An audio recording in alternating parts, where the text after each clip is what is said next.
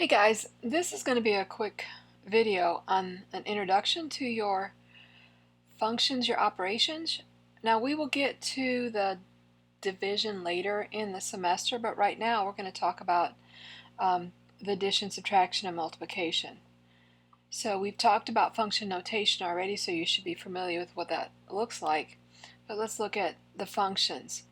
So let f and g be any two functions. A new function can be defined by performing any of the four basic operations of f and g. So we have the addition, where the notation f plus g of x, so is really f of x plus g of x. So my example, f plus g of x, my example f of x is 5x. The g of x is 2x plus 2. So because I'm adding, I put the addition there and put my x plus 2. Combining like terms, I can see 5x plus 1x is 6x, and I have the plus 2. Cannot combine those. The same is true for subtraction. The only thing you want to note when you're subtracting, again, f minus g of x, is if you are subtracting, you have to change the signs of the polynomials. That was back in, I think, Math 2. I know I taught that in Math 2. So let's look at that. So I'm going to take f of x minus g of x. My f of x is 5x, subtract x plus 2.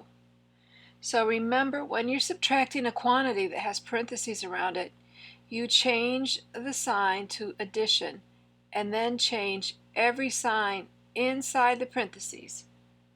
Now it's okay to combine.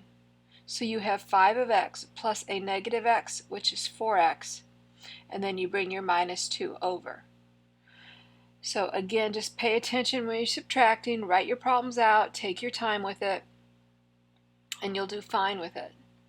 And then the last one we're going to talk about in practice over the next assignment is if I multiply. So f times g of x, or f of x times g of x. Here's my notation. Remember, anything together without any kind of mathematical symbol means multiplication. So f times g of x is, again, I'm taking my original 5x, and then I'm taking my g of x.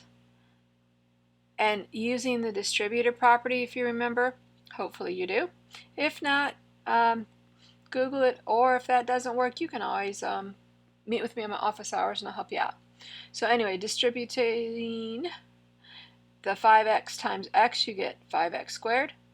And then the 5x times 2, you get 10x. So that's just the basic on how to do your functions together.